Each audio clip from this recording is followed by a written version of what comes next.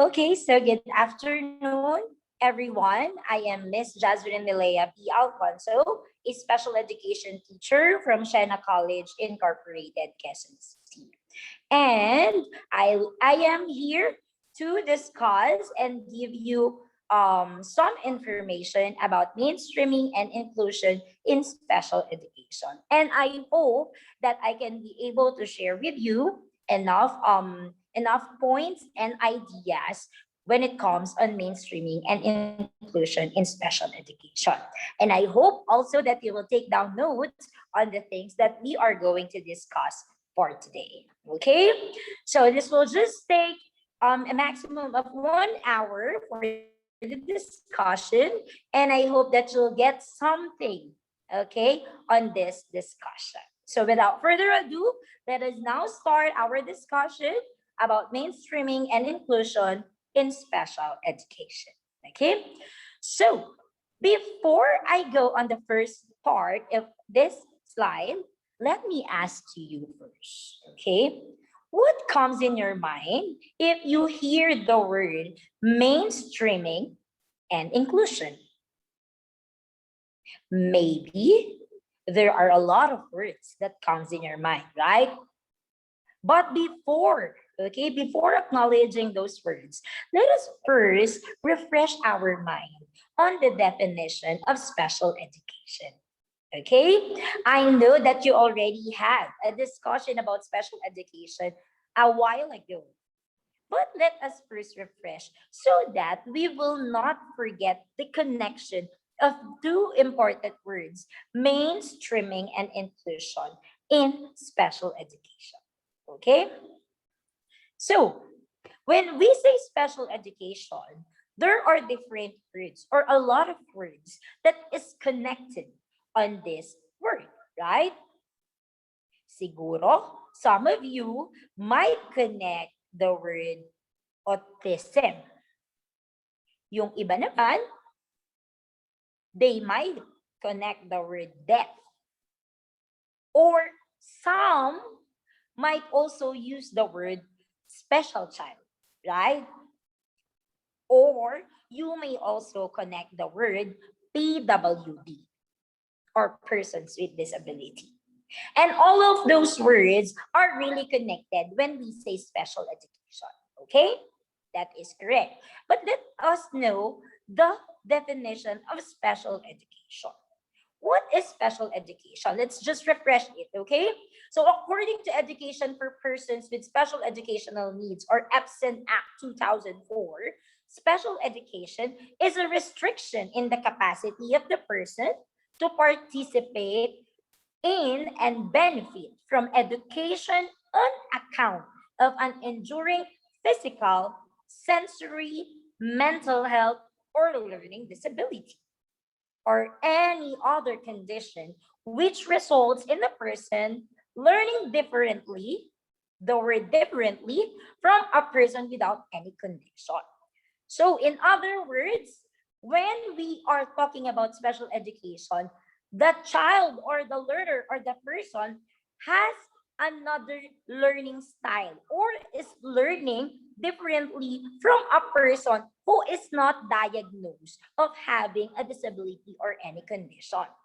It can be sensory, physical, mental, or learning disability. There are 14 disabilities that you also discussed a while ago, right? So that is the purpose of special education. Okay? So now, since we already have, alam na natin what is special education and some of the disability that is included in special education, or I mean the 14 disabilities that is included in special education, let us now go on. Okay? Let us now go on this Article 14, Section 1 of Philippine Constitution 1987. What does it says here? The state shall protect and promote the right of all citizens to quality education at all levels and shall take appropriate steps to make such education accessible to all. So the word protect and promote, okay, in Tagalog or in Filipino, bigyang proteksyon, okay, at bigyan ng pagkakataon, okay, the right of all citizens, lahat ng klase ng tao sa isang komunidad, ng quality education o ng edukasyon na nararapat nilang matamo. Tama? At all levels. Ibig sabihin, hindi lang sa high school, hindi lang sa elementary, bagkus, pati na rin ang mga mag-aaral o ang mga learners na merong o na nangangailangan ng special educational needs. Okay? And this is our learners, or these are learners under special education. These are learners who are diagnosed of having the 14 disabilities that you have discussed a while ago, and shall take appropriate steps to make such education accessible to all. What are these steps? These steps are connected on what we are going to discuss today, what we are going to dig today, which is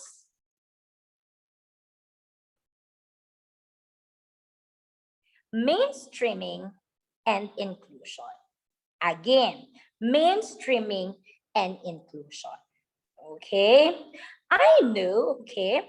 So, merong pumapasok sa isip nyo kapag nakikita nyo ang salitang mainstreaming. Okay?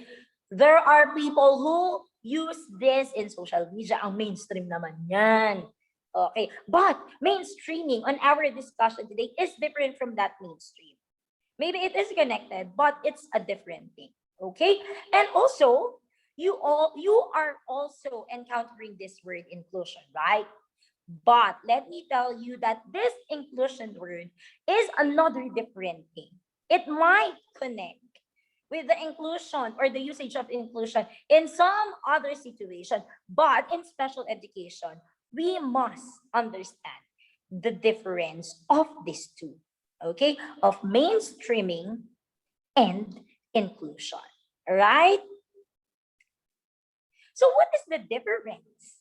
Okay, what is the difference of mainstreaming from inclusion? When I was in college, that is also the question that we keep on asking, not just in ourselves, not just with our classmates, but also to our professors. Sir, ma'am, ano po ba yung mainstreaming? Ano po ba yung inclusion? I just remember, okay, that in one of our exams before, we are asked to define mainstreaming and inclusion. And as an educator, we must be very careful in the usage of mainstreaming and inclusion, because these two are different things or different words and different process. Okay, and today let us elaborate the difference of these two. So let's go first with the word mainstreaming. Okay, when we say mainstreaming, okay, according to Camara 2006, it is the placement of a child with special educational needs in the regular class after meeting the specific admission requirements, so that interaction with other children is provided. So the word placement is connected on the word mainstreaming. Pag sinabi natin placement, inilalagay mo yung isang bata. Okay? Inilalagay mo yung isang learner sa isang lugar kung saan maaari pa siyang mag-develop. Pero, sabi dito, after meeting the specific admission requirements. So there are still requirements before we place, bago natin ilagay yung learner doon sa naturang regular class or general education class. Okay? So that interaction with other children is provided. So one of the purpose is an interaction with the other children. Okay? Next.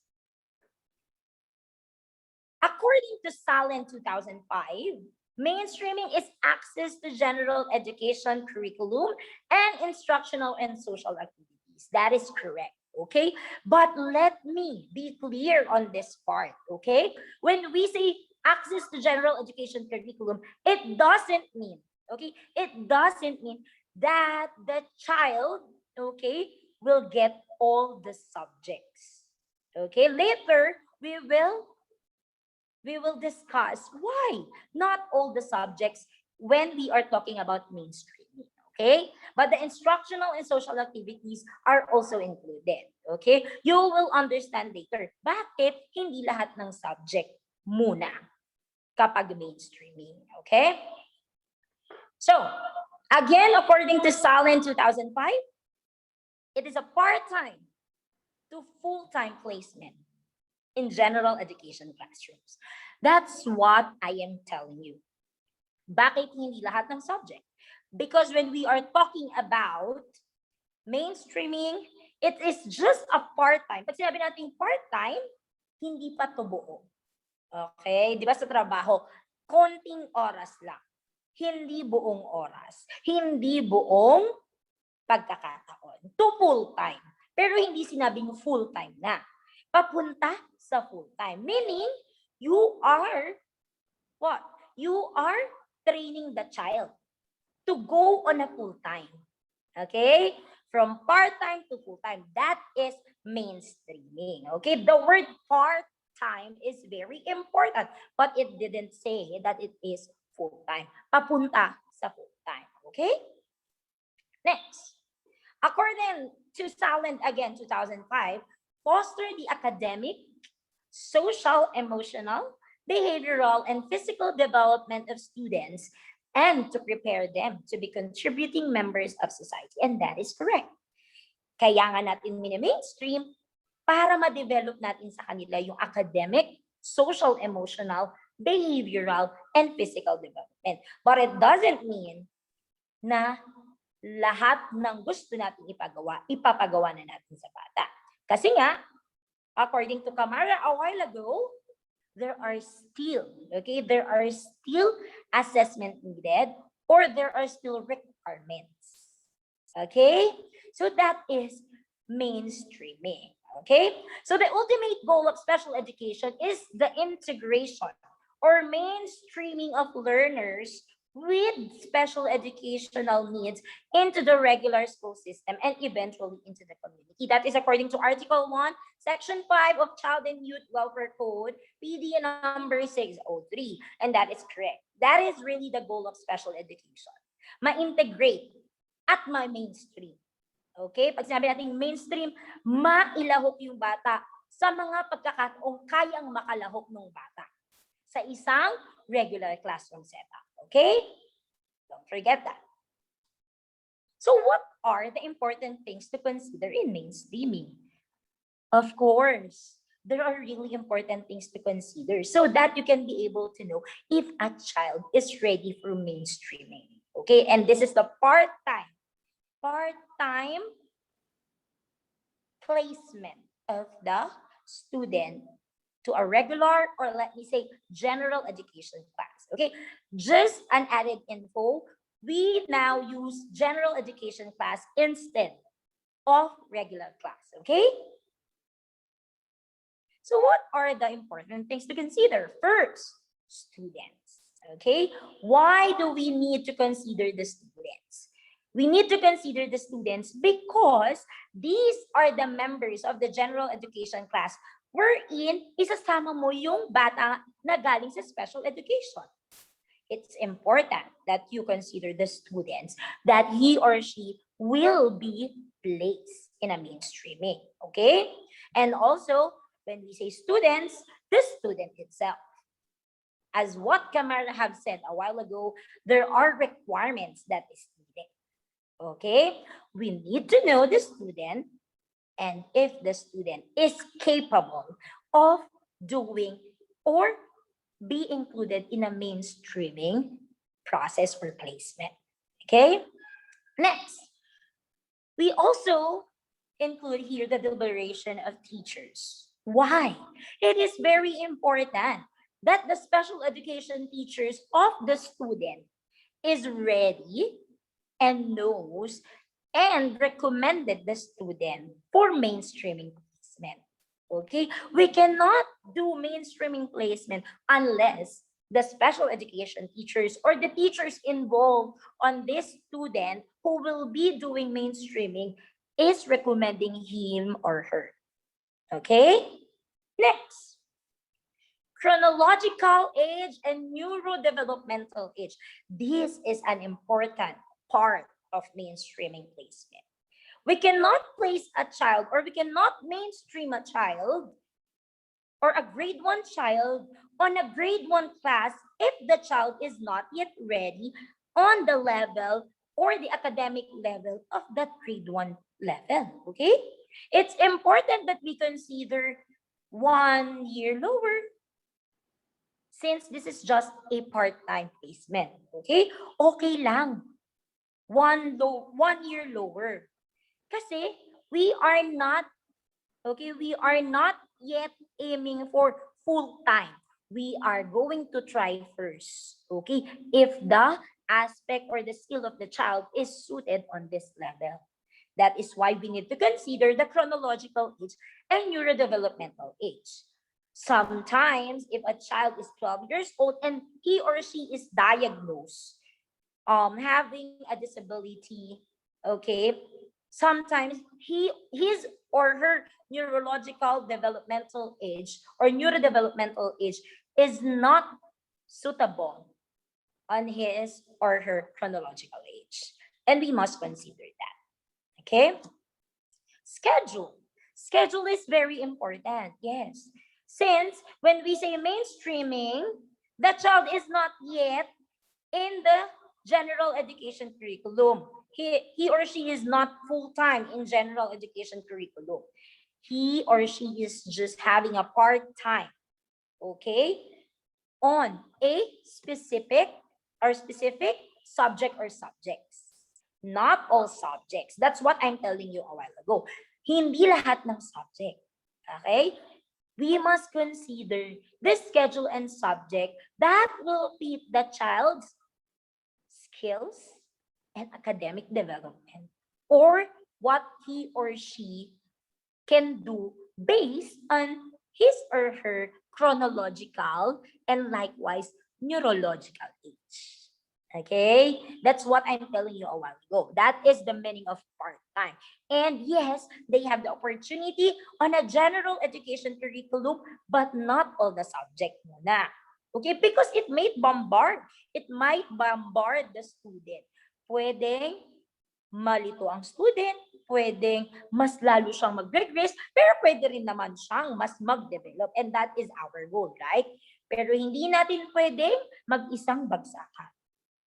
When we say mainstreaming, part-time only. Some subjects wherein the child is confident and comfortable getting that subject in a general education class. Okay? Next. We also have examination. So, in the part of the examination, still, okay, the child is given, okay, is given the examination in the special education service. Okay? So that is the part of examination. And also connected on examination is the evaluation. Evaluation not just from the special education teacher, but also from the general education teacher. Okay? And likewise, the other professionals like occupational therapists, speech therapies, and the doctors, okay? The developmental pediatrician, the educational psychologists, and clinical psychologists. Those evaluations are very important, okay? So, let us remember that it is also important to have a specific guidelines when mainstreaming a learner with special educational needs in a general education class.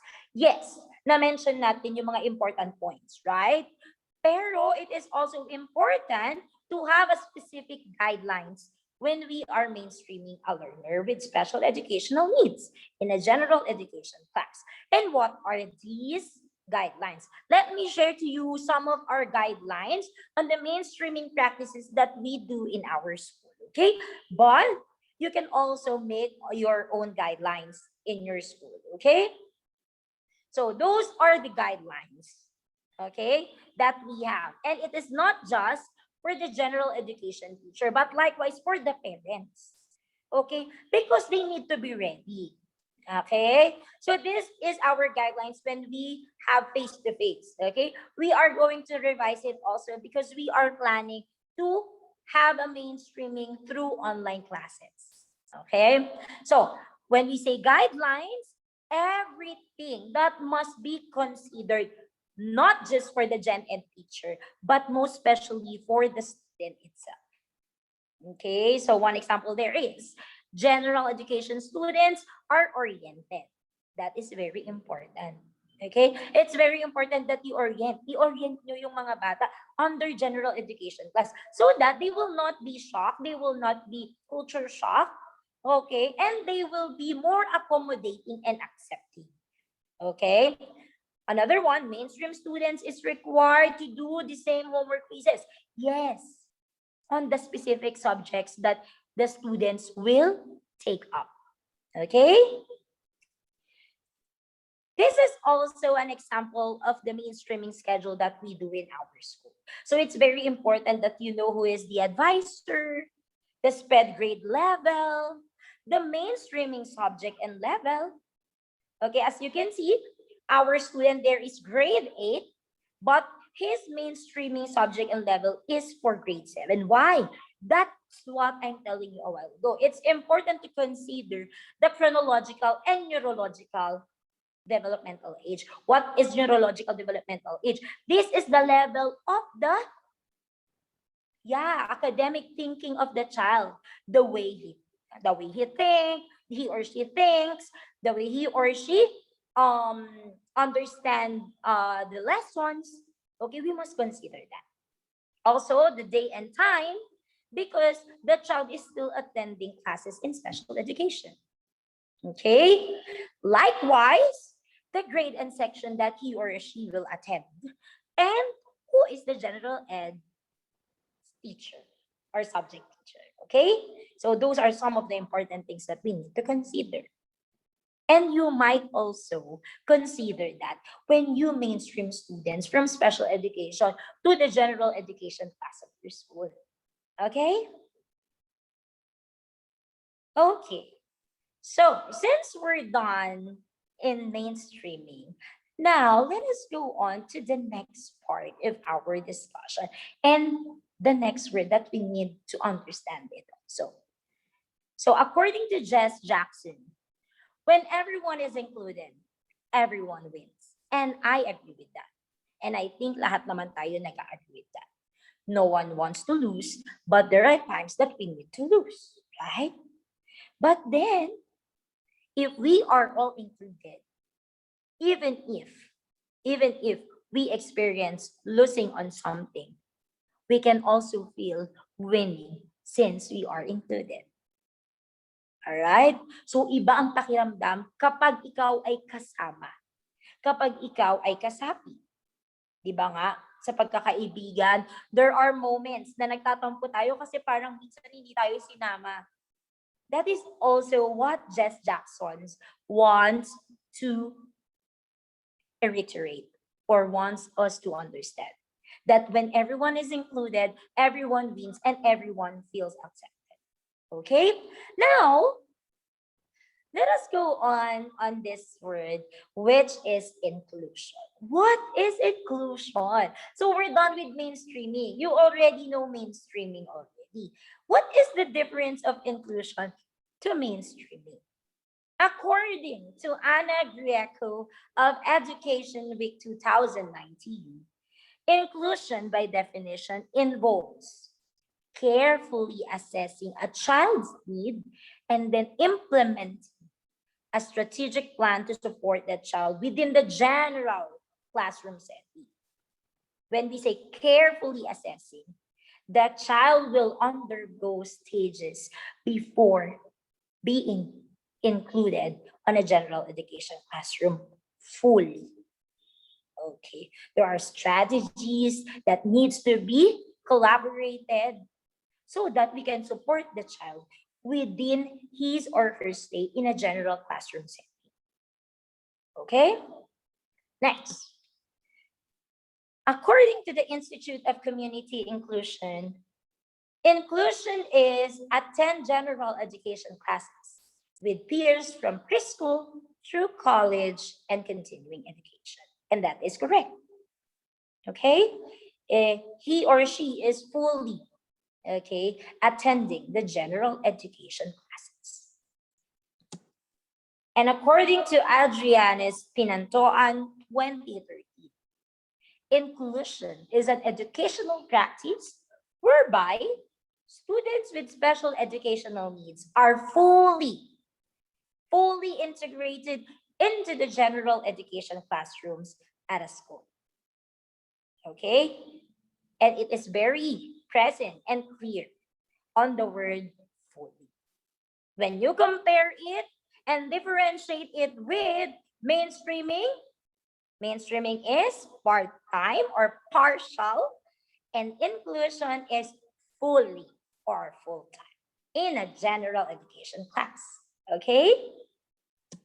So what are the important things to consider in inclusion? Hindi lang naman sa mainstreaming. Merong mga important things to consider in inclusion. Okay? So first, again, we need to consider the students. Okay? And the student itself. Why? Because we are molding and we are developing and helping to develop a being. Hindi to basta-basta lang. But this is a person being molded. Okay? It takes process to mold the person. So it is very important that we consider the information of the student. And the students that this student or learner from special education or with special educational needs will be joining. Okay, just like in mainstreaming. But this time kasi, fully na siya eh. Dun na talaga siya. Hindi lang part-time. Next, deliberation of teachers, of course. Hindi lang to sa mainstreaming, but also in inclusion. We cannot include a child unless, again, recommendations are given that the child is already ready for a full placement.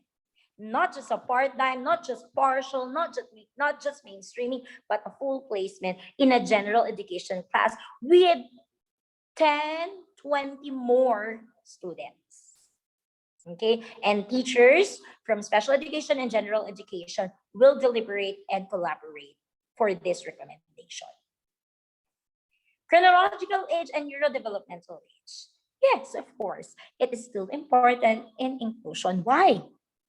Because this is the time that we already know the level of the student. Okay? It is already fixed that the student is suited on this level. All right? And this schedule.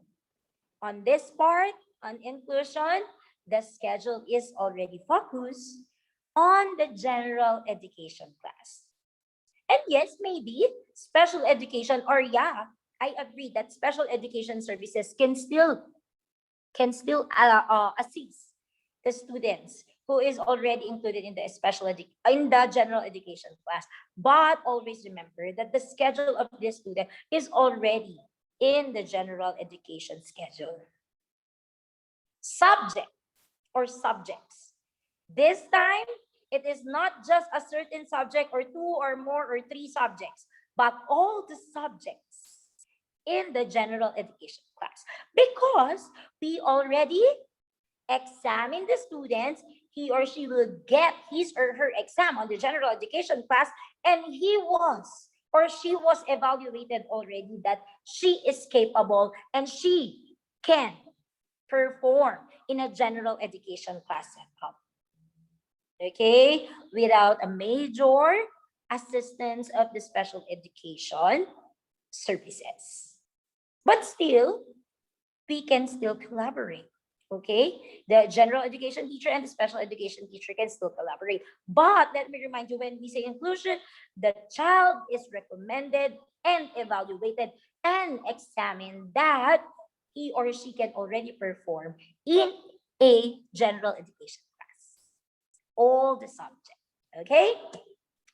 So what are the advantages of inclusion in mainstreaming? According to Adriana's again Pinantoan of 2013, there are advantages. First, tolerance and celebration of diversity. Yes, of course. Okay, so that is one advantage actually of inclusion in mainstreaming, because a child or a learner with disability or diagnosed with disability and a child who is not diagnosed can have diversity, okay, can have collaboration, socialization, can understand each other's situation. Next, traditional students learn how to mentor and help others who are diagnosed or have impairments or disability. And that is very nice to see in a classroom setup. Okay? And inclusive education will really prosper. Number three, special needs children learn effective social behaviors modeled through the other children. Yes, even in our class, okay?